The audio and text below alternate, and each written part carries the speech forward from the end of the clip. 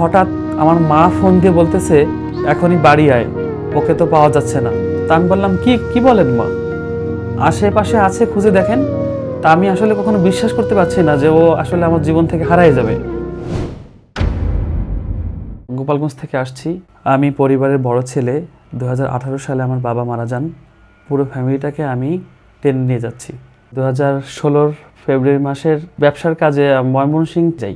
একটা স্ট্যান্ডে দাঁড়িয়েছিলাম, তো হঠাৎ করে দেখলাম আমার সামনে একটা মেয়ে দাঁড়ায় আছে। আমার দেখে খুব ভালো লাগছে যে এত সুন্দর একটা মেয়ে, মানে পরীর মতন লাগছিল আমার কাছে।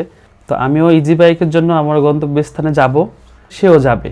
ওইখানে জাস্ট একটা অটো ছিল, তা আমি গাড়িতে উঠেছি। ওঠার পরে ও উঠেছে, ওঠার পরে শুধু ও আর আমি, আর কেউ নেই। যেতে যেতে হঠাৎ আমি গুনগুন করে গান গাইতেছিলাম, আমি তোমাকে আরো কাছে থেকে, তুমি আমাকে আরো কাছে থেকে, যদি জানতে চাও তবে ভালোবাসা দাও, ভালোবাসা নাও, তবে ভালোবাসা দাও, ভালোবাসা নাও। এই গানের কলিটা আমি গাচ্ছিলাম। সে কি শুনতে পাচ্ছে? সে স্পষ্ট শুনতে পাচ্ছে। তখন সে তাকিয়ে ফের তাকে আমাকে দেখলো, দেখার পরে আমার সাথে কথা বলার অনুভূতি হলো তার। বলল আপনার বাসা? তা আমি বললাম আমি ঢাকায় থাকি, গাজীপুরে, তো এখানে আমি একটা ব্যবসার কাজে আসছি।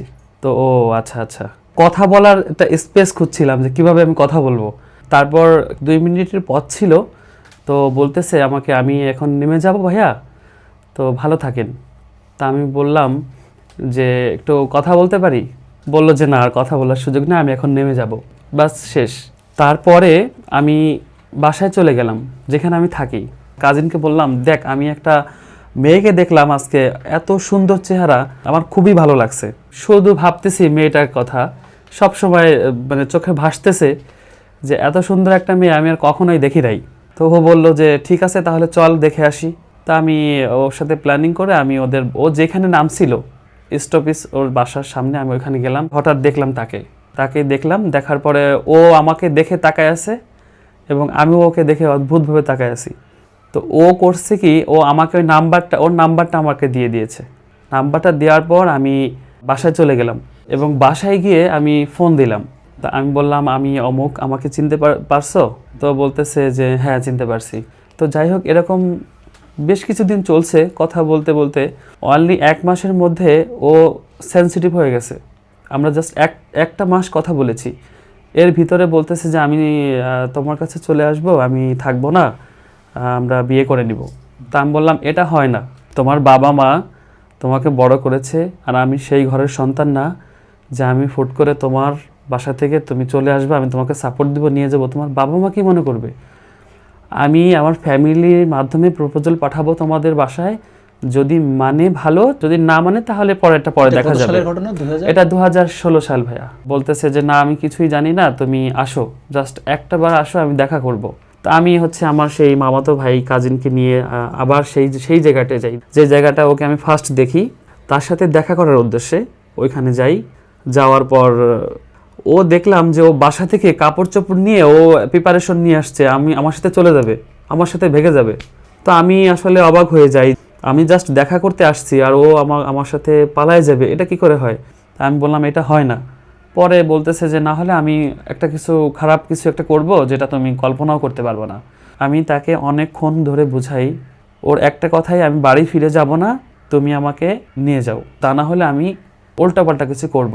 তখন আমি নিরুপায় হয়ে আমার বাসায় আমার আম্মুকে ফোন দেই, খোলাখুলি বলেছি, কারণ আমার তখন হাত পা কাঁপছে যে একটা মেয়েকে নিয়ে আসছি, আমি সাহস পাচ্ছি না যে আমি বড় একটা কাজ করব। তো আমি যখন ফ্যামিলিকে জানাই, ফ্যামিলি আমাকে অনেক বকাঝকা করে এবং স্টেট বলে তুমি ওই মেয়েকে যেখান থেকে নিয়ে আসছো ঠিক সেখানেই ফেরত দিয়ে আসো।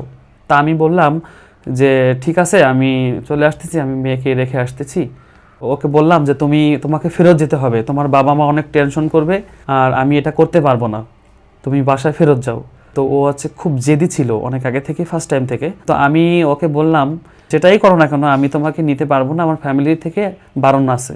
পরে আমি ওকে একটা গাড়িতে তুলে দিলাম যে তুমি বাসায় যাবা, আমি অলরেডি চলে যাচ্ছি।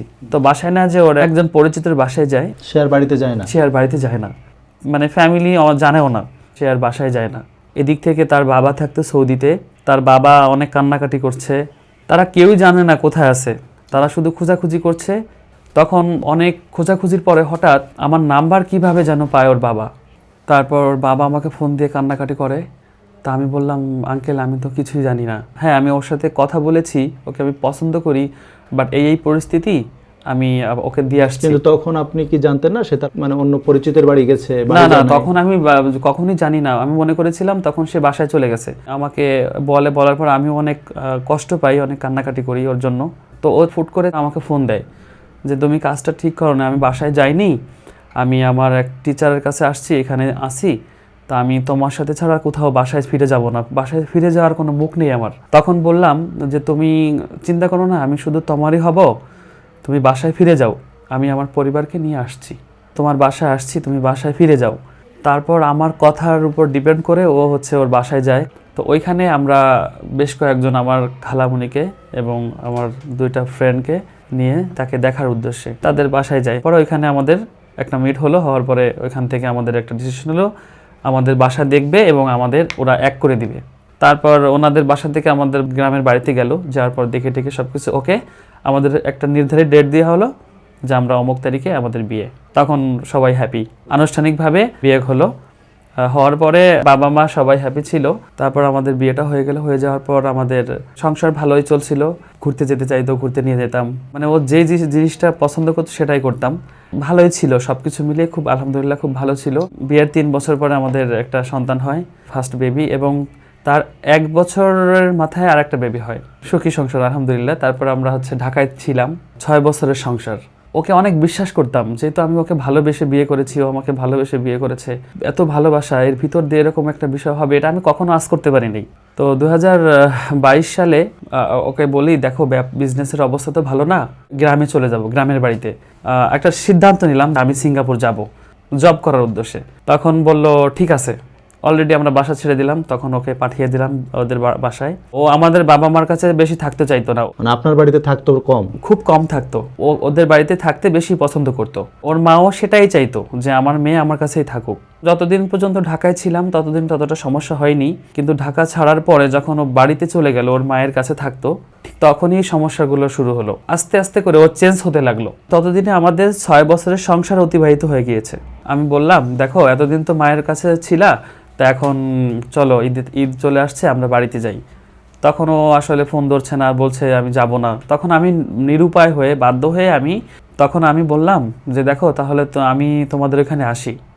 তখন ও আমার সাথে বাজে একটা রিয়েক্ট করলো। ও চাচ্ছে না যে আমি ওখানে যাই, এরকম একটা অবস্থা। আমি বললাম, তুমি কি বলছো এটা?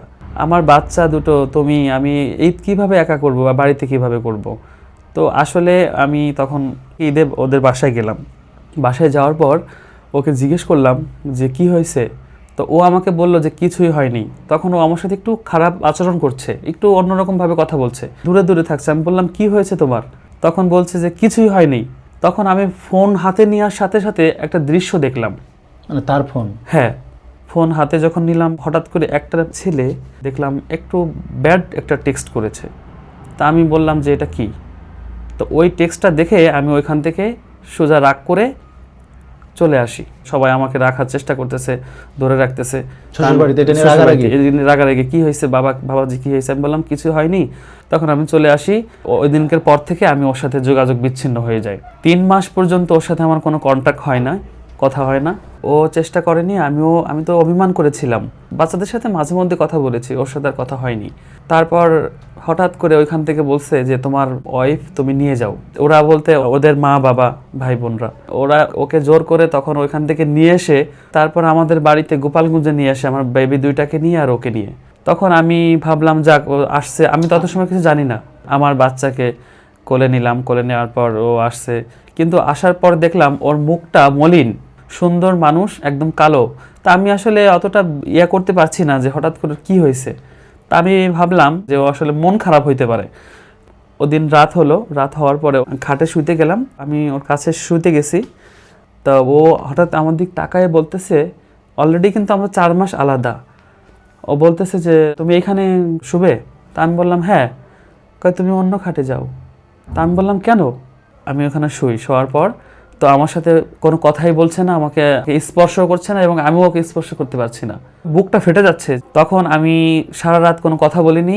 ওদিন সকাল হয়েছে, সকাল হওয়ার পর আমাদের যে মেহমান আসছিল ওদেরকে নিয়ে তারা চলে গেছে।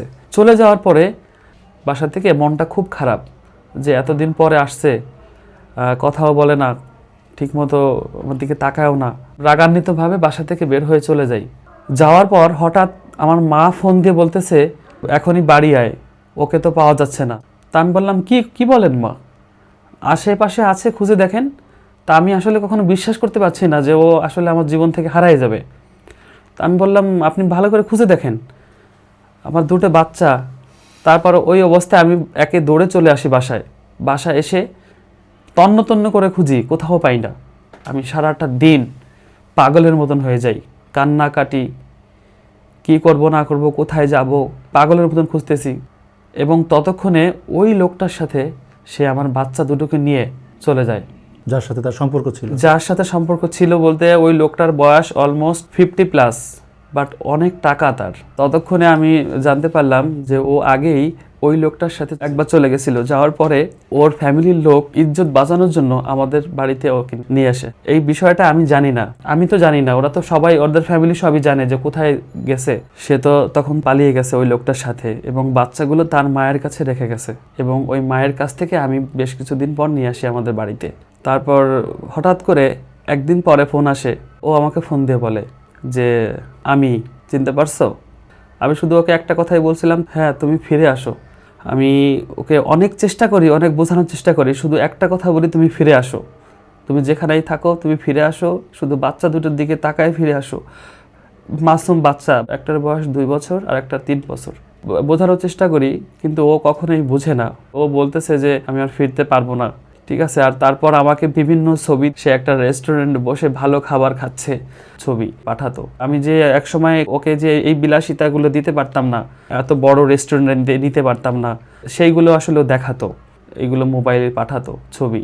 কিন্তু আমি ওগুলো দেখে কষ্ট হতো। আর আমি আমার বাচ্চা দুটোকে নিয়ে রাতে একটা ডান পাশে একজন বাম পাশে রেখে চোখের পানি অঝরে পড়তেছে। আমি কখনো কল্পনাও করতে পারিনি যে ও আমার জীবনে এভাবে আসবে আর এভাবে যাবে। আমি কখনো কল্পনা করতে পারি না। আমি শুধু ধৈর্য ধরে আছি। ইন্নাল্লাহু মা'আস সাবিরিন, ধৈর্য ধারণকারীকে আল্লাহ পছন্দ করেন। কত সালে চলে গেল? 2022 সালে।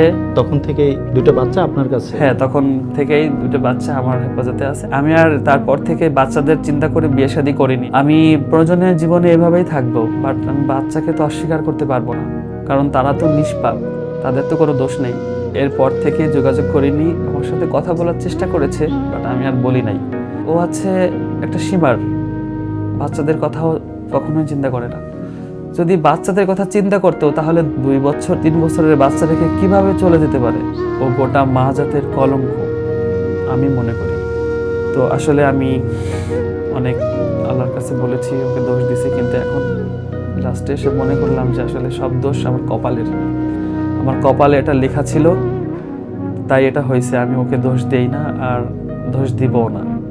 ও যেখানেই থাকুক, ভালো থাকুক, সুস্থ থাকুক, সে দোয়াই করি। এরপর থেকে আর আমার কখনো ওর সাথে দেখাও হয়নি, আর কখনো জীবনে হয়তো বা দেখা হবেও না। আমি দেখা করতে চাচ্ছি না আর কখনোই ওর সাথে।